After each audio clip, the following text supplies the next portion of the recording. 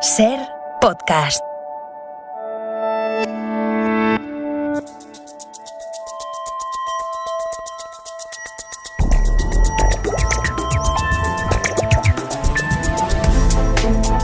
Ser Historia, Cadena Ser, con Nacho Ares. Bienvenidos una semana más a Ser Historia. Continuamos con estos programas especiales de verano en los que intentamos entreteneros por medio de lo único que sabemos hacer. Intentar, como digo, hacer siempre un poquito más de historia. Vamos a comenzar hablando de los nadies. ¿Quiénes son los nadies? Pues esos que la historia ha olvidado, pero que su papel y su protagonismo han hecho que pues algunos momentos del pasado no hubieran sido lo que fueron si no hubiera sido por ellos. Esos grandes olvidados que, por ser perdedores, por pertenecer a una etnia especial, por tener una condición económica, sexual, diferente al resto, han sido apartados de la historia. A ellos vamos a dedicar el primer gran bloque de nuestro programa de hoy. Luego hablaremos de Isabel de Castilla, que no era Isabel la Católica, sino su hija, esa gran también olvidada y que merece la pena recuperar ese aspecto que nos ha dejado en nuestra historia renacentista. Y acabaremos nuestro programa de hoy hablando de una de las culturas que a mí más me gusta, Egipto, el antiguo Egipto, el mundo de los faraones, en este caso en el cine. ¿Cómo ha proyectado, nunca mejor dicho, cómo ha proyectado la imagen del Egipto de los faraones el séptimo arte, el cine? Estos van a ser los contenidos que trataremos en nuestro programa de hoy. Como siempre, soy Nacho Ares y les doy de nuevo la bienvenida a Ser Historia. Comenzamos.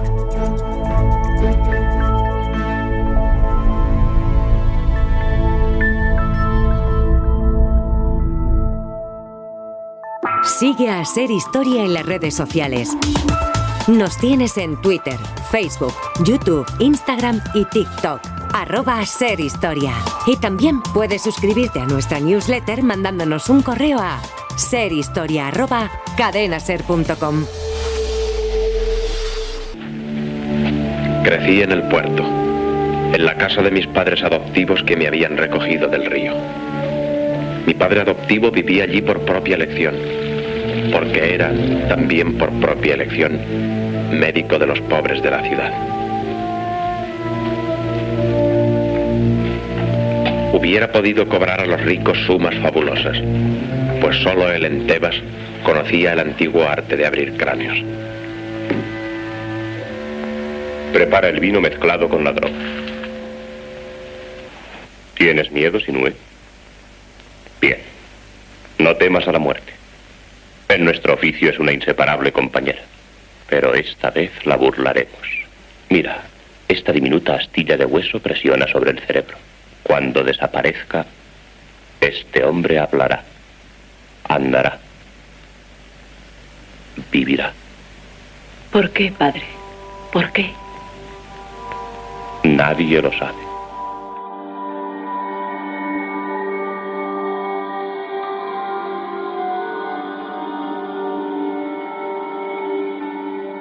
Comenzamos este nuevo bloque de Ser Historia y lo hacemos escuchando un fragmento de una película clásica. Es Sinue el egipcio, una película de mediados de la década de 1950, basado en la obra del escritor finlandés Mika Waltari, en donde el protagonista, Sinue, es un médico, hijo también de un médico que trabajaba precisamente no para los ricos, como escuchábamos ahora en ese fragmento, sino también para los pobres, ¿no? Quizás por ese elemento humano, ese elemento afectivo que tienen muchas personas de querer ayudar a los menos favorecidos. En los próximos minutos vamos a hablar de un libro que acaba de ver la luz, Historia de los perdedores. Está publicado por la editorial Espasa y, al contrario de lo que podríamos pensar en un principio, es la primera pregunta que le voy a hacer a nuestro invitado, hablar de perdedores en ocasiones no es hablar siempre del bueno o del más desfavorecido, etcétera. Luis Íñigo Fernández, bienvenido de nuevo a Ser Historia. Hola Nacho, ¿qué tal? Encantado de estar aquí como siempre. La pena es que no venga más, que a mí me encantaría.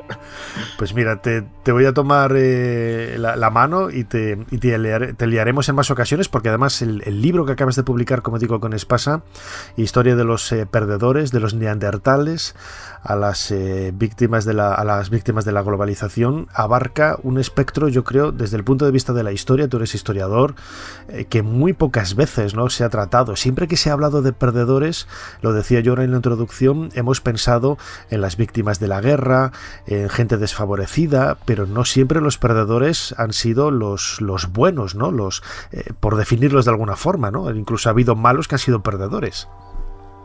Exactamente, el libro en ese sentido es un poco desmitificador. No trata de reforzar esa idea un poco romántica de que los perdedores son siempre los que se merecían, o sea, los que se habrían merecido ganar, pero realmente perdían, los buenos, porque en la historia ha habido buenos perdedores y buenos ganadores. Y es más, dentro de los respectivos bandos ha habido también ganadores y perdedores. En las guerras, por ejemplo, gane quien gane, siempre pierden los mismos, los soldados, que son la carne de cañón, y la población civil, que sufre las penalidades, ¿no? Y por otra parte, el libro es un recorrido por gentes, por pueblos que han perdido a lo largo de la historia y que además han tenido que sufrir luego la manipulación de unos supuestos historiadores que han contado la versión que interesaba a los vencedores. Lo que interesa, por tanto, es una versión completa de la historia, que es lo que se trata aquí. Dar voz a los perdedores, no partiendo de la idea de que tenían razón o no la tenían, sino simplemente de que su voz se tiene que oír. Has dado en una de las claves que yo tenía también aquí anotado para preguntarte, la labor de los historiadores, ¿no? Muchos historiadores están condicionados por la sociedad donde viven, el lugar donde nacen, los elementos, la idiosincrasia propia de un pueblo, y en muchas ocasiones también por las tendencias políticas e ideológicas que marcan un poco su camino, ¿no? Y lo vemos no solamente en historiadores, lo vemos también en periodistas, ¿no? Por ejemplo, que con el escudo de la información, en realidad lo que están haciendo en muchas ocasiones es lanzar dogmas políticos de una forma descarada, ¿no? Lo encontramos en todas las emisoras, en todos los debates de televisión, con esos todólogos que digo yo, ¿no? Personajes que saben hablar de cualquier tema, ya sea de política, ya sea de economía, ya sea de deporte, ya sea de cultura, de sociedad, saben de todo, y como muchos historiadores, en realidad lo que hacen es marcar un poco dogmas, ¿no? Que es un gran error, porque el historiador lo que tiene que hacer es interpretar, contar, ¿no?, lo que ha sucedido, dejando de lado esa propia idiosincrasia más interna, ¿no?, que tiene él como cualquier persona. Sí, eso es lo primero que debemos hacer, ¿no? Tanto historiadores como periodistas, que tenemos un papel similar, que es en la democracia, es defender la libertad de opinión, que al poder siempre le interesa limitar. Tanto unos como otros debemos reconocer que tenemos ideología, porque todos la tenemos, evidentemente, y hacerlo honestamente, pero tenemos que intentar dejarla fuera cuando nos ponemos a escribir, como los musulmanes hacen las mezquitas, que se descalzan antes de entrar, ¿no? Antes de entrar a la oración. Y desde esa honestidad escribir y ser historiadores o periodistas, no publicistas al servicio de nadie. Creo que debemos ser intelectuales, comprometidos, sí, pero no como se decía en los años 60, que intelectual comprometido era ser de izquierda y ser comunista. No, intelectual comprometido con uno mismo, con ser capaces de acercarnos a las fuentes, los periodistas a las suyas, los historiadores a las nuestras, desde el rigor, con hipótesis previas, pero con la humildad suficiente para modificar esas hipótesis si las fuentes no las confirman. De lo contrario, estaremos ocultando parte de la verdad, y siempre será al servicio de algún poder, de algún tipo de poder, o de nuestro propio interés, que es igualmente inaceptable cuando uno hace historia o hace periodismo, entiendo yo. Desde luego que sí. Además, comienzas tu libro con un tema, hablando de los perdedores, en este trabajo publicado por Espasa, Historia de los perdedores, que a mí me llama mucho la atención, ¿no? Que es los neandertales. El mundo de los neandertales, la extinción, quizás no suelen ser considerados perdedores, pero en definitiva lo fueron porque se extinguieron, ¿no? Sí, pero hay algo más, y precisamente ese capítulo, que puede parecer extraño, porque ¿por qué empezar por neandertales y no por Homo erectus o por claro, sí. Cualquier otra especie, que desapareció antes, claro, sí. Claro, pero los neandertales son especiales, sobre todo porque primero son los más cercanos a nosotros genéticamente, son, digamos, nuestros primos más cercanos, realmente casi nuestros hermanos, pero es que además de extinguirse tuvieron que soportar, metafóricamente, porque ya no estaban aquí, evidentemente, 150 años prácticamente de mentiras y manipulaciones. Primero, no se le reconoció como especie. Hubo quien dijo, bueno, que llegó a decir que era un idiota macrocéfalo, lo que se había encontrado en el valle del Neander, ¿no?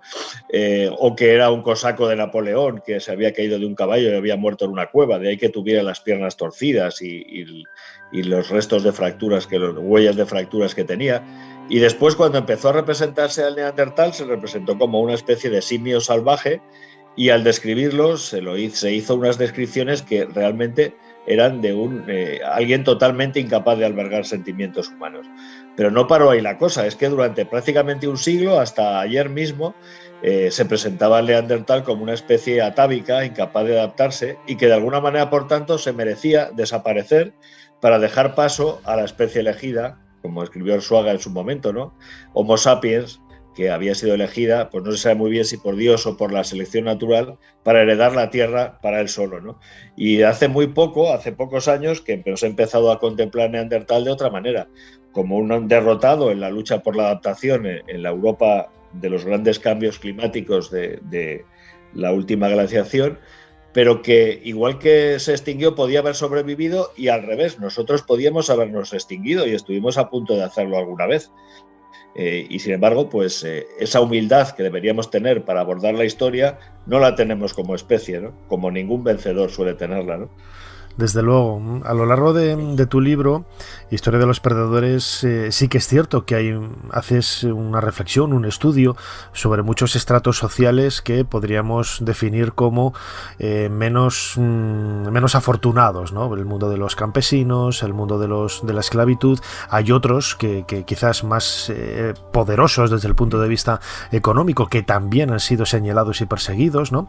Pero luego hablaremos de ellos. Pero sí que es cierto que hay un común denominador, quizás, corrígeme si me equivoco, en el sentido de que quizás el hecho de perder, ¿no? Ya parece que está ligado de una forma ineludible a un estrato social bajo, precisamente con la idea de que no te puedes defender, ¿no? Ante la presión de una persona que hay más arriba y te está oprimiendo, como es el caso, por ejemplo, de los campesinos egipcios, que los tratas muy bien en el libro, o por ejemplo de los esclavos romanos. Sí, es cierto que la sociedad humana desde comienzos del Neolítico hasta el presente ha sido siempre una sociedad injusta y desequilibrada, donde ha habido una inmensa mayoría de personas que han trabajado y una minoría que se han beneficiado de ese trabajo de una manera u otra, por supuestos motivos religiosos, ideológicos o fácticos simplemente, ¿no? Incluso en el presente pues sigue habiendo grandes desigualdades en el seno de muchas sociedades, incluso de la nuestra, de las sociedades avanzadas y desde luego el conjunto de la Tierra. Y es así, es decir, los perdedores por antonomasia han sido los humildes, siempre, y por eso es tan importante darles voz, porque si no estaremos contando la historia de la humanidad desde el punto de vista de las élites, que es como siempre lo hemos hecho realmente hasta hace muy poco. Y no vale contratar a los humildes como masas sin nombre, es decir, hay que intentar penetrar en su forma de ver el mundo, tener empatía con ellos, ver cómo sentían, qué soñaban, a qué aspiraban.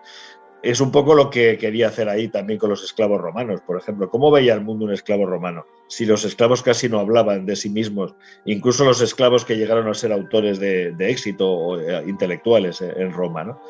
Pero hay fuentes y esas fuentes han empezado a ser utilizadas hace poco, desde los epitafios de las tumbas a otros restos que han dejado. Incluso la arqueología empezó a leerse de otra manera y gracias a eso empezamos a ver la historia de Roma de otra forma, ¿no? Más completa, que es como hay que intentar ver el pasado. Un tema también clásico dentro de este sector de los perdedores son todos aquellos que han sido señalados por pensar de forma diferente. Normalmente vinculados nosotros en nuestra historia de Occidente lo vemos identificados con la religión, ¿no? La religión, desde determinado momento histórico, superados los cultos individualistas o comunitarios que caracterizaron las sociedades más igualitarias de la prehistoria, cuando ya aparecen las religiones, digamos, como cultos organizados, como iglesias, realmente, no en el sentido católico, sino Iglesia en un sentido de burocracia sacerdotal, es evidente que la religión se abrazó al poder y caminando junto al poder ha hecho todo el recorrido por la historia, incluso en el presente.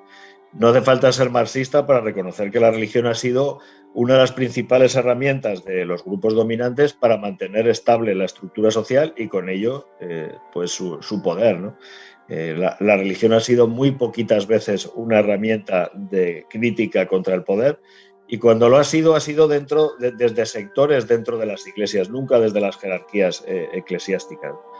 Y eso hay que reconocerlo. Es decir, yo en algún momento del libro lo digo, es decir, ningún poder se mantiene únicamente por la fuerza. Es necesario siempre que una parte de la sociedad, una parte numerosa, acepte su situación y la considere natural, y en ese sentido la religión es una herramienta fundamental. En el caso del campesinado egipcio, que tú conoces muy bien, pues realmente el egipcio medio consideraba que el dominio del faraón era ma'at, ¿no? Era equilibrio, era orden natural de las cosas, ¿no? Porque el faraón era un dios que hacía de intermediario con los dioses y aseguraba las crecidas del Nilo y con ello la prosperidad del país. Y ellos a cambio tenían que trabajar y construir esos monumentos en honor de los dioses y del faraón. Era un acuerdo tácito de alguna manera que ellos veían natural y de base religiosa evidente, ¿no?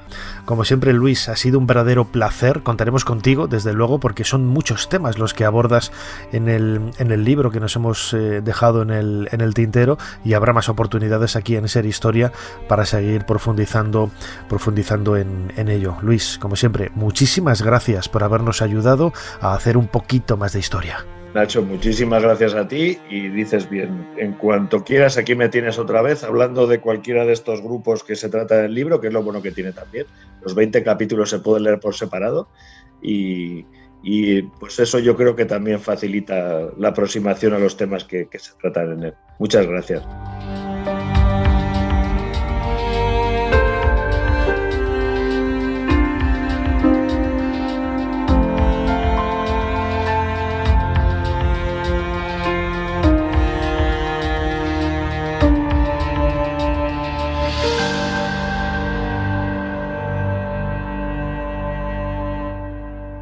Mire vuestra merced, que aquello que allí se parecen no son gigantes, sino molinos de viento.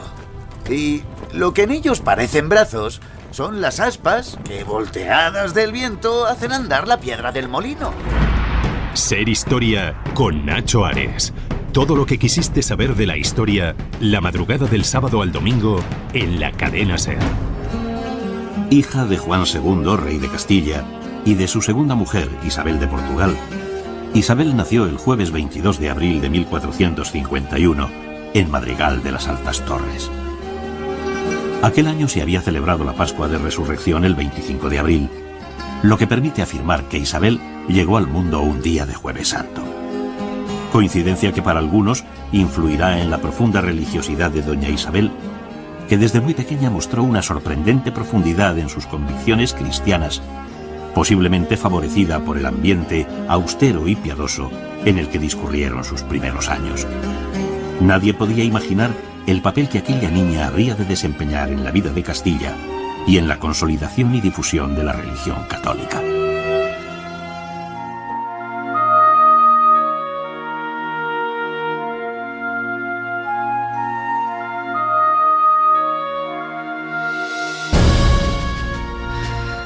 Comenzamos este nuevo bloque de Ser Historia y lo hacemos con música que casi me deja sordo, pero bueno, la verdad es que merecía la pena porque vamos a hablar de un personaje de la historia, Isabel de Castilla, Isabel la Católica, que marca un poco el devenir, ¿no? Esa bisagra entre la Edad Media y la Edad Moderna, finales del siglo XV, comienzos del XVI.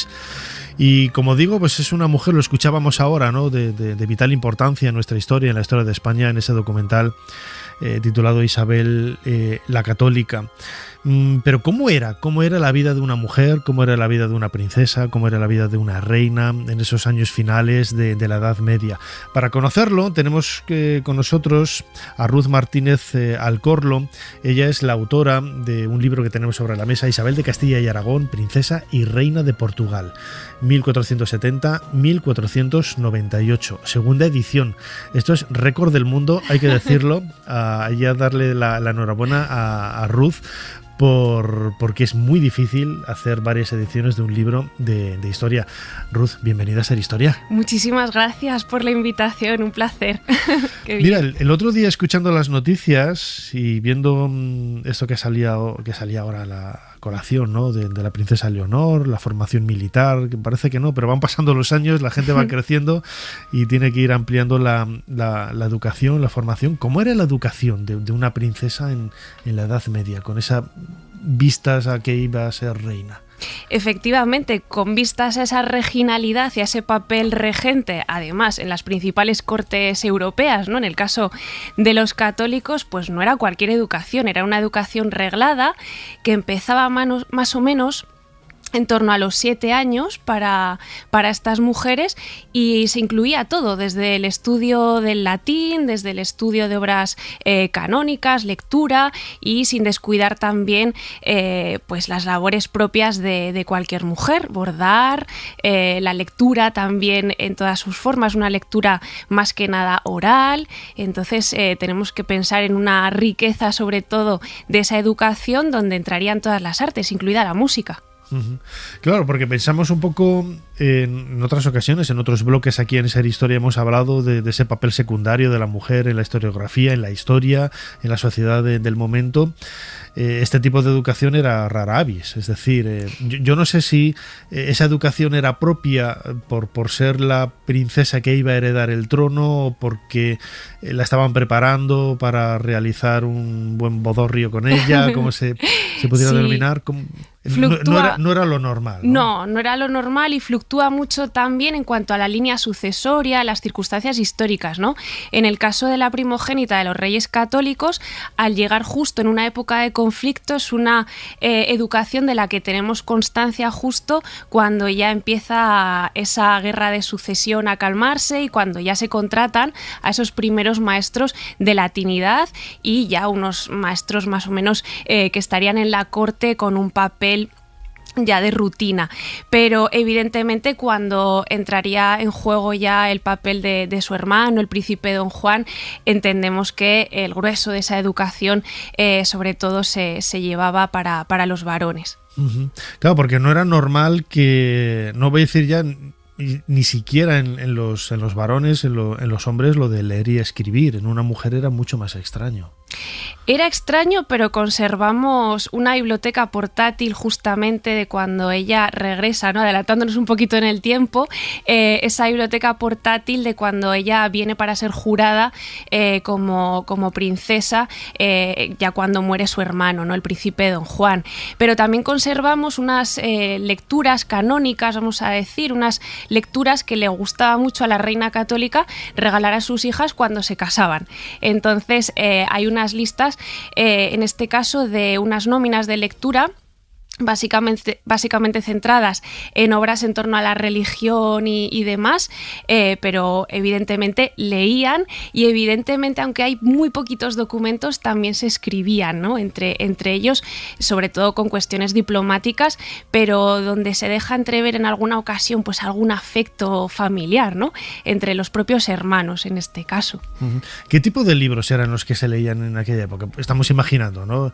Estamos en el reinado de los reyes católicos, de sus hijos, Isabel de Castilla y Aragón. ¿Qué tipo de literatura era la que se leía? Pues literatura vamos a considerarla clásica, Boecio en este sentido, o de consolación, es decir, obras latinas que no sabemos en qué medida eran comprendidas porque eran lectura en latín, entonces puede ser una lectura también repetitiva, no una lectura comprensiva en este caso, pero entendiendo que ellas tuvieron un gran aprendizaje del latín, estamos seguros de que podían leerlo, ¿no? Y luego también hay una un escasísimo margen de obras de entretenimiento que son las crónicas mundi, las crónicas de cómo se hizo el mundo en este caso, y regimientos de príncipes, ¿no? En este caso vinculados a la educación masculina, pero que también en este caso de la hija de los católicos también tenía, ¿no? Un regimiento de príncipes donde se decía pues cómo comportarse o cómo conducirse en un contexto regio para los hijos de los soberanos, ¿no? Llamados a reinar. Uh-huh. Y el tipo de iba a decir novelas de aventuras, novelas de caballería, textos quizás más... Porque yo recuerdo, por ejemplo, ¿no? A mí me gusta especialmente la figura ya unos como 50 años después, ¿no? La figura de la princesa de Éboli, Ana de Mendoza. Yo recuerdo que los registros que hay de los libros que ella tenía en su biblioteca, porque era una devoradora de este tipo de libros, le gustaban las novelas de caballería.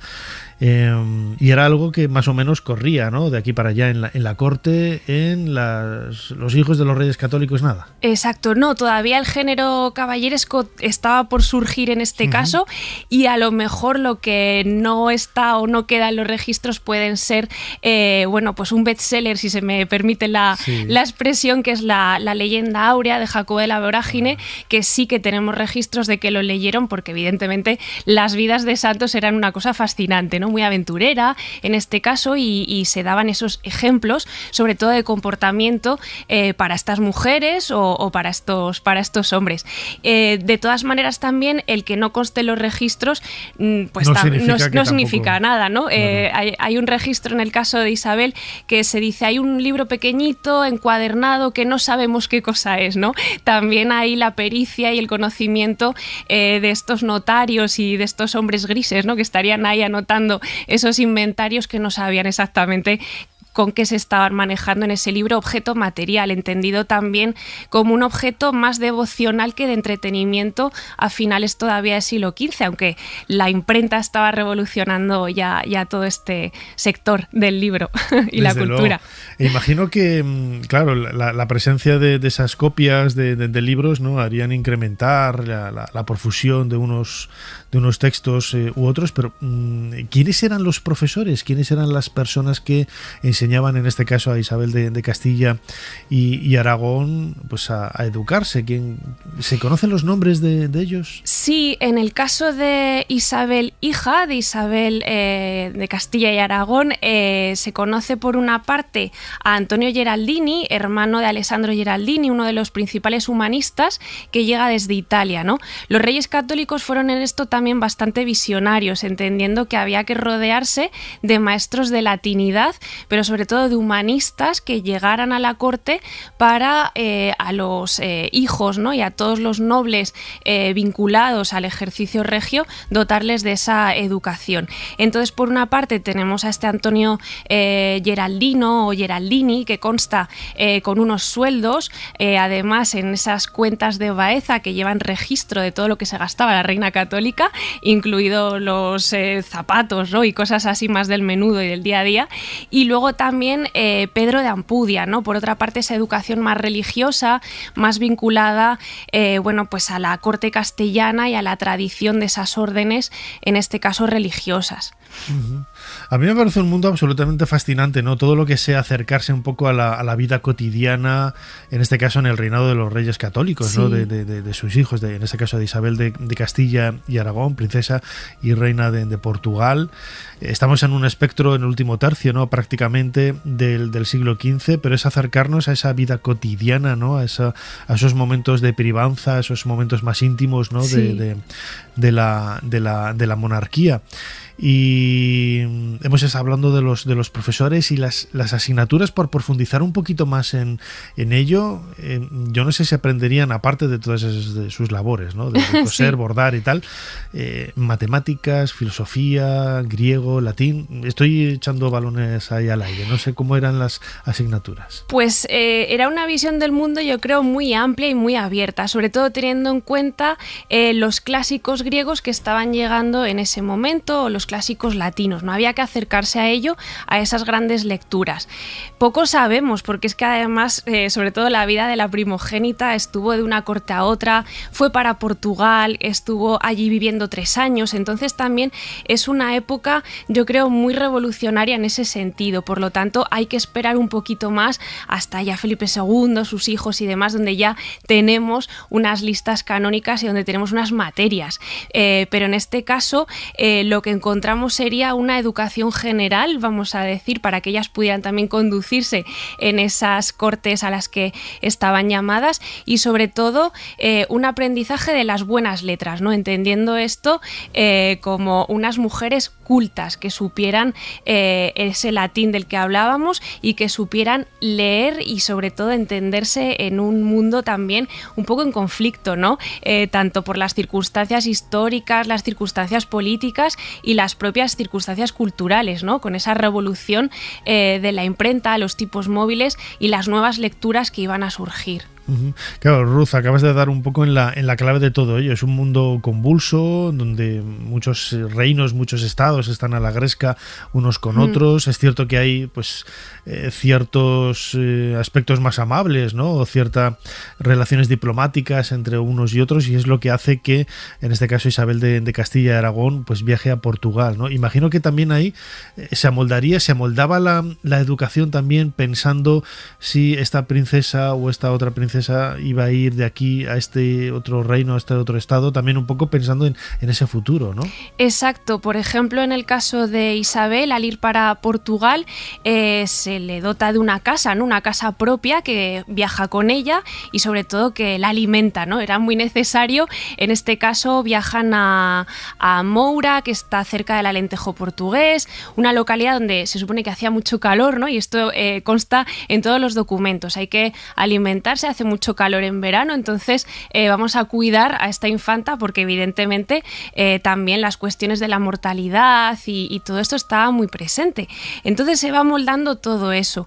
En este caso, y durante 3 años, entendemos y presuponemos totalmente que Isabel ya aprendió entonces el portugués, ¿no? Una nueva lengua en este caso, unas nuevas costumbres y una corte en la que luego después ella iba a ser, en este caso, princesa y posteriormente reina con Manuel I de Portugal, con lo cual no es poca cosa, ¿no? Ir allí y ya aprender in situ, vamos a decir, como en esa estancia, en este caso, en esta estadía, todas estas cuestiones. Al regresar luego a casa, sí que es verdad, en cuanto a los 1483 o en el 1484, se vuelve otra vez a contratar a esos educadores, ¿no? Estos maestros de latinidad y demás, pero sobre todo una educación que podríamos basar en 2 puntales o demás, que son la religión y la latinidad.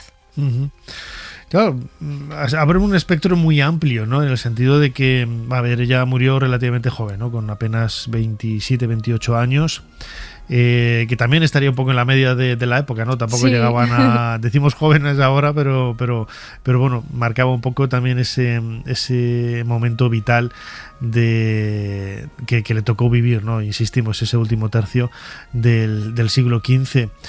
Queda mucho, ¿no? Por avanzar en este tipo de investigaciones. Son documentos que están ahí, registros que están ahí, pero yo creo que lo hemos comentado en otros bloques del programa con otros investigadores y otros historiadores, ¿no? Que hablan un poco también de la historia, de la propia historiografía, ¿no? Sí. Que se ha dejado un poco de lado, y yo siempre lo reclamaba el otro día también con otra invitada, el hecho de que queda pendiente, ¿no? Hacer que la historiografía, que la historia se centre un poquito más en la historia de los niños, niños, la historia, estamos ya, no voy a decir que esté cansado, ¿no? De la vida cotidiana, historia de las mujeres, historia del tal, del cual, ¿no? La historia de los niños, ¿no? Que en definitiva son un poco esos hombrecitos, esos niños y niñas que en el futuro van a crecer y muchos de ellos cambiaron el mundo, ¿no? Yo creo que ahí está un poco tu trabajo, ¿no? Este estudio sobre Isabel de Castilla y Aragón, hija de los Reyes Católicos, es un poco el primer paso quizás a esa nueva tendencia. Sí, es un estudio muy sugerente, ¿no? Y en el caso también de Isabel con su hijo Miguel de la Paz, que de haber vivido es que hubiera juntado las coronas de Portugal, Castilla, Aragón y posteriormente Navarra. Es decir, era antes de Felipe II, pues todo lo que sería ese sueño de paz ibérica, sobre todo, y de unión ibérica en este caso. Entonces, al morir con 3 años, esto fracasa, pero son como esas ilusiones perdidas, ¿no? Esas figuras de los niños con esa coronita, ¿no? Maravillosa en la cabeza, con toda la regionalidad y con todas las acciones de gobierno que podían y estaban también para ello y que tenían que hacerlo, y es toda esa cuestión frustrada, ¿no? Y luego ya estas mujeres que evidentemente tienen esas actividades políticas y sobre todo una vida muy corta también por la propia mortandad y la propia cuestión del parto, ¿no? En este caso al dar a luz y sobre todo por las condiciones también de Isabel, hablan los cronistas de su delgadez, sobre todo los ayunos, es decir, esta corriente que ella adopta como devotio moderna, es decir, de esa religión profunda en Cristo y demás, le hace también que ese cuerpo no esté tampoco preparado para albergar luego después a este futuro descendiente y morir en ese parto, ¿no? Entonces también nuevamente, y sobre todo en el caso de los Reyes Católicos, encontramos a ese destino, ¿no? Esa fastidiosa parca que está por ahí como todo la el rato. De los Reyes Católicos. Exacto. Casi, ¿no? Todos los niños, todos los herederos, ¿no? Hasta luego caer en Juana I de Castilla, que evidentemente también luego arrastraría toda esa leyenda, ¿no? Que sigue arrastrando a día de hoy, ¿no? Mal llamada la loca, pero evidentemente con estas hermanas, ¿no? O con este hermano, como el príncipe Don Juan, figuras como la de Isabel, tan importante en esto de la historiografía, ¿no? El papel de ella para juntar lo que serían los reinos de Castilla, Portugal y Aragón fue fundamental, ¿no? Y entonces que no sepamos y que hasta este libro no haya habido esa biografía o ese acercamiento a esta mujer tan clave y sobre todo en un periodo tan maravilloso que es esos finales del 15, ¿no? Abriéndonos a la modernidad, adoptando esos nuevos usos de la edad moderna y sobre todo también, ¿no? con ese primer acercamiento de la imprenta incunable, de la que el año pasado también tuvimos aquí centenario en su implantación en España, y que ella misma adopta, ¿no? Todos los libros que antes hablábamos, de ese inventario final, casi todos los libros son libros impresos, ¿no? Un rasgo de modernidad de una mujer totalmente atenta y apegada a la actividad y a la novedad de su época, ¿no? Desde luego merece la pena acercarse a esta nueva historiografía, a esta nueva historia, a través del último libro de Ruth Martínez Alcorlo, Isabel de Castilla y Aragón, princesa y reina de Portugal, 1470-1498, segunda edición. Enhorabuena. Y como decimos siempre, está publicado por Silex, no lo había dicho al principio. Ruth, como he dicho, enhorabuena. Muchísimas gracias una vez más por habernos ayudado a hacer un poquito más de historia. Muchísimas gracias a vosotros por la invitación, un placer. Esos políticos se buscarán cualquier otra excusa para perseguirme y hacerme la vida imposible. Lo hicieron con Anaxágoras, con Protágoras e incluso Eurípides. Mejor así. El tiempo me dará la razón. Pero Sócrates... No sigas por ahí, querido amigo. Ser Historia con Nacho Ares.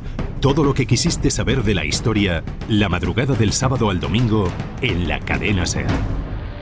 No se acuerda de mí. Soy el padre Antimos del monasterio de Santa Catalina en el Sinaí. Encantada de volver a verle, padre Antimos. Le presento a mi marido. Mucho gusto, padre. ¿Cómo está usted? Y mi enhorabuena. Gracias, padre. El señor Brandon. Tanto gusto. Encantado de conocerle, señor. Me dijeron en el hotel que se encontraban ustedes aquí. Y como me marcho mañana, no quise perder la oportunidad de expresarle el sentimiento que tuvimos todos al enterarnos de la muerte de su querido padre el pasado año. Le agradezco mucho su amabilidad, padre. Esperábamos con tanta impaciencia su visita. Ana, ¿no me dijo que su padre pensaba dirigirse a Santa Catalina? Yo no lo sabía. Sí, nos escribió poco antes de su muerte. Tal vez deseen acompañarme allí mañana. Los 3, naturalmente. Pues temo que no sea posible. Iré hacia Sinaí, siguiendo la misma ruta que siguió Moisés en su éxodo desde Egipto. Con una pequeña variación. Cruzaremos en barco el Mar Rojo, en vez de rogar que se abra para nosotros.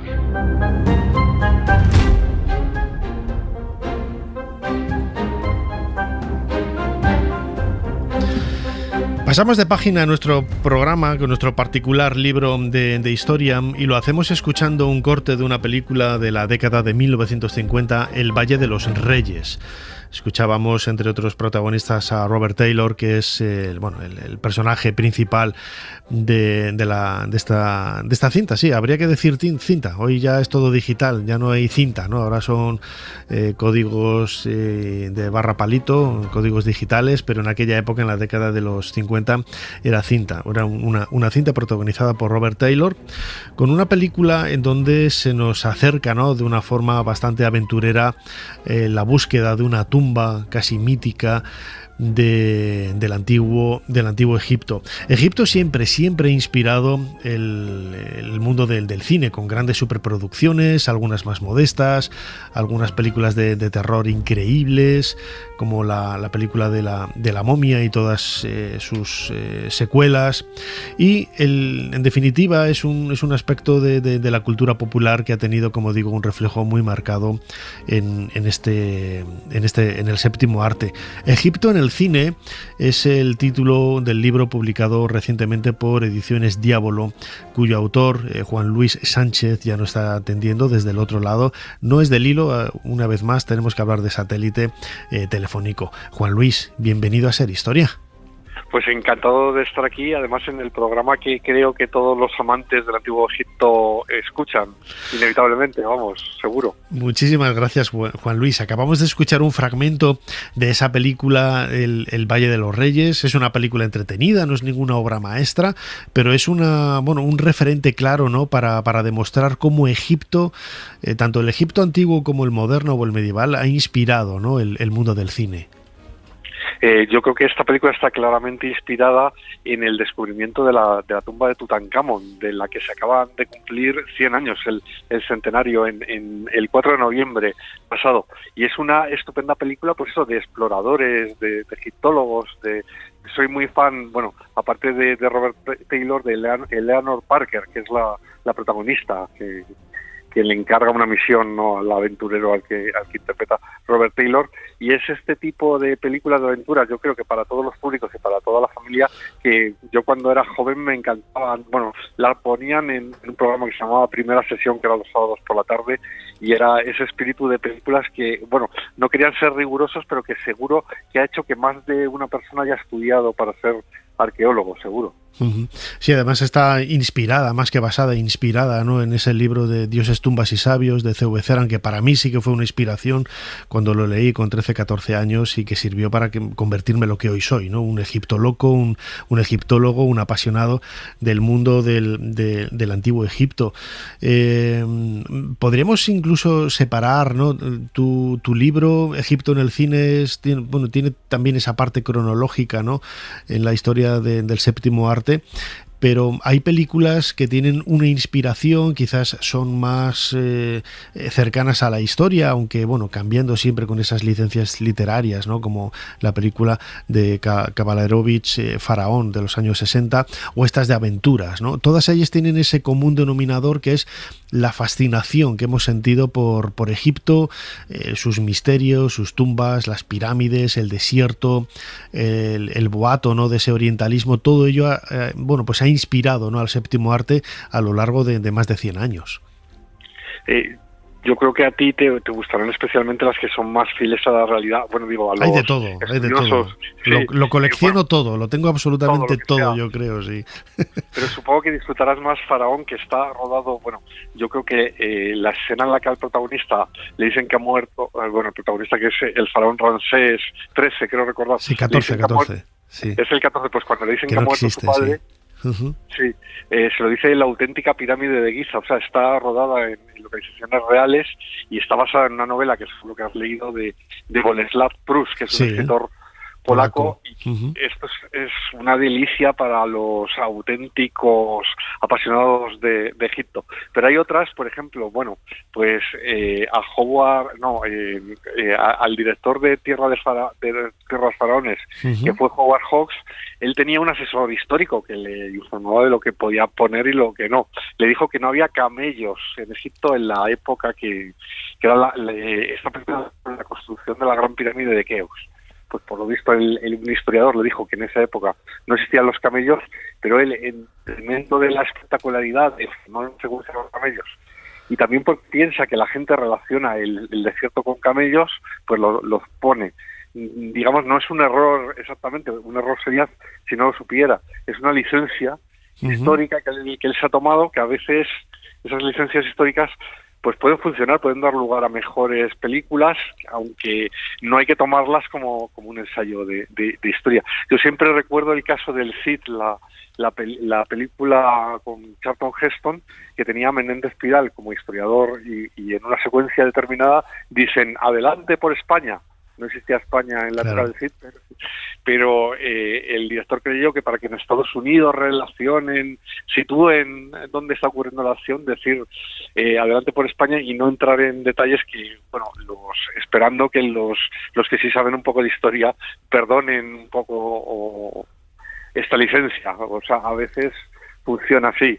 Pero sí, desde luego. Además, yo creo que no tenemos que perder de vista el hecho de que que estamos viendo una película, ¿no? Que es al igual que estamos leyendo una novela histórica, puede tener ese calado histórico, pero no deja de ser una novela, no deja de ser una ficción, y todo ello tiene que ayudar, como bien decías, al lector o al espectador de la película a recrear un ambiente, a construir una historia, a construir una trama, y que si realmente, yo estoy convencido de que si escucháramos, por ejemplo, los diálogos reales, si tuviéramos una máquina del tiempo, como hacemos nosotros aquí en Ser Historia con el cronovisor, para poder ver esos diálogos entre Ramsés II y alguno de sus hijos, el príncipe Hamwaset, por ejemplo, y tal, sería todo muchísimo más anodino, muchísimo más aburrido de lo que realmente nos ofrece el cine, ¿no? Hablabas de esas licencias, las películas de finales de los años 90, de La Momia, de la Universal. Pues sí, tenía varios asesores, ¿no? Varios egiptólogos, pero hablar del libro de los muertos sin que fuera un libro con tapas y que se pudiera cerrar y tal, pues a lo mejor la gente no lo entendía, ¿no? Y para mí son licencias permisibles, ¿no? Que ayudan, ¿verdad, Juan Luis, al espectador a disfrutar de esa historia y a entenderla un poco mejor. Otra cosa sería si, por ejemplo, estuviéramos leyendo una tesis doctoral, pues entonces, claro, si hay algo que no es real, pues habría que señalarlo, habría que rebatirlo, ¿no? Pero, por ejemplo, a lo mejor la entrada en Roma de Cleopatra no fue tal y como la cuenta la película aquella con Elizabeth Taylor, dirigida por Joseph Mankiewicz, es otra de las películas más famosas de donde hace una entrada triunfal, brutal, con un desfile, con elefantes y un montón de animales y un montón de gente. Quizás fue más discreta Cleopatra llegando a Roma, pero vamos, dio lugar a una de las escenas más brutales y colosales de la historia del séptimo arte, por lo cual yo creo que se lo perdonamos a Joseph Leo Mankiewicz, sabiendo que él no tiene la pretensión de ser rigurosamente exacto. Otra cosa es que no te lo creyeras, o sea, que fuera tan libre o tan loco que nadie se creyera nada, entonces a lo mejor la película no funcionaría. Otro de los aspectos, quizás otro de los perfiles que tiene el antiguo Egipto en la historia del cine, que tú, Juan Luis Sánchez, tocas muy de cerca, ¿no? En ese libro Egipto en el cine que acabas de publicar con Ediciones Diabolo, es el mundo del terror, ¿no? El aspecto de la momia recientemente, ¿no? Los ingleses dicen que no hay que decir momia, hay que decir persona momificada, ¿no? Para no darle ese halo de falta de respeto. Yo no sé dónde está la falta de respeto, ¿no? Cuando dices la momia de Tutankamón, etcétera, ¿no? Pero sí que es cierto que Egipto, también por ese halo de misterio que le ha rodeado siempre, ese halo enigmático y ese halo tétrico que tiene per se cualquier momia, también ha sido un filón muy grande para hablar del mundo del terror, ¿no? Me ha hecho muchas gracias esto del Museo Británico, porque podían haber dicho ya directamente zona momificada que robamos de su país de origen, porque los británicos, bueno, aunque el Museo Británico es una gozada evidentemente para todos los amantes de Egipto, pero sí que es verdad que llegas hasta el friso del Partenón que llevaron de Atenas. Bueno, pero estupendo sitio, ¿no? Creo que lo del terror viene de la fascinación por la historia de Howard Carter, porque varias de las personas que descubrieron la tumba de Tutankamón se supone que murieron en extrañas circunstancias, lo que ha dado lugar a la leyenda de la maldición de la momia, ¿no? Entonces, bueno, esta leyenda la explotó en el cine muy bien el director Carl Freund en La momia de la Universal, con Boris Karloff, uno de los grandes del terror de todos los tiempos, y es sobre todo una historia de amor, cuyo protagonista se encuentra en el mundo moderno con la reencarnación de la mujer a la que amó. Esta película inspiró el Drácula de Francis Ford Coppola, y yo creo que es una película apasionante para los amantes del terror. Y luego hay otra versión de Hammer, que es la otra gran factoría, aparte de Universal. Hammer es la factoría británica que hizo las películas en color, como Drácula, Frankenstein y demás, que tienen también La momia con Christopher Lee y Peter Cushing, que también me parece una gozada del cine de terror. La otra, bueno, más conocida es la nueva versión de aventuras, pero la momia moderna es más cercana al cine de aventuras que al cine de terror. Fue un exitazo también. Uh-huh. Vemos que la historia de Egipto como elemento que llama la atención, ¿no? al ser humano contemporáneo, bueno, pues tiene muchos perfiles, muchas ramas, muchos canales, ¿no? A partir de los cuales se pueden construir historias diferentes, ¿no? Historias históricas, de aventuras, de terror. Da para mucho el Egipto como tal, ¿no? Hay bastantes variedades. Hay incluso comedias como Las noches de Cleopatra, 2 horas menos cuarto antes de Jesucristo, también sale por ahí Egipto. Para la comedia también da, para el terror. No hay un gran musical hasta ahora, pero bueno, daría lugar también Egipto a un buen musical. Tampoco hay para una serie. Hay grandes series como Roma, sobre el Imperio Romano, pero todavía nadie se ha atrevido. Vamos, el día que lo haga triunfan y arrasan seguramente con eso. Hay adaptaciones de cómics, Asterix y Obelix, Misión Cleopatra, con Mónica Bellucci haciendo de Cleopatra. La verdad es que las hay absolutamente para todos los gustos. Están sobre todo, yo creo que las más recordadas son las de grandes espectáculos bíblicos, como Los 10 mandamientos de Cecil B. DeMille con Charlton Heston, y los grandes espectáculos de Hollywood como Tierra de Faraones y Sinué, el Egipto. Yo creo que esas son las más recordadas. Pero bueno, habría que mencionar también las aventuras como El Valle de los Reyes, de la que hablábamos antes con Robert Taylor. Y hay dibujos animados. Papyrus. Papyrus es un estupendo cómic, vamos, que yo leí cuando era muy niño, un cómic belga, y dio lugar a una estupenda serie de dibujos animados. Y recientemente la última entrega de Tadeo Jones 3 es sobre el antiguo Egipto, y va a haber una película española de animación que se llama Momias, que se estrenará en los próximos meses. O sea que para dibujos animados también bueno, se recuerda mucho El Príncipe de Egipto, que es la historia del éxodo de la Biblia en dibujos animados. O sea que en animación también no había caído. Falta el musical todavía.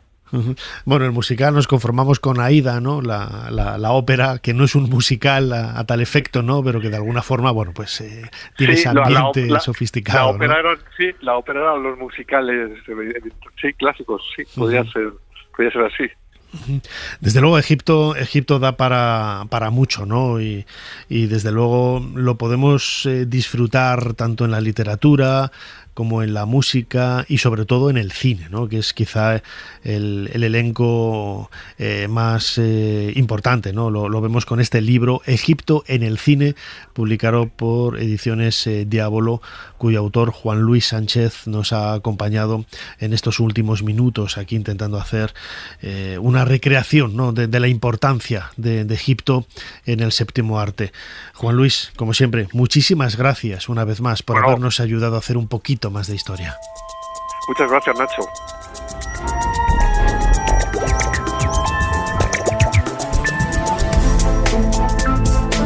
Hasta aquí este nuevo programa de Ser Historia. Recordad que lo podéis escuchar, lo podéis volver a escuchar, no solamente este, sino todos los emitidos hasta ahora a través de las plataformas de podcast, especialmente Ser Podcast. Fermín Agustí ha estado en la producción del programa, Ana Caballero controlando las redes sociales y delante del micrófono vuestro humilde servidor Nacho Ares.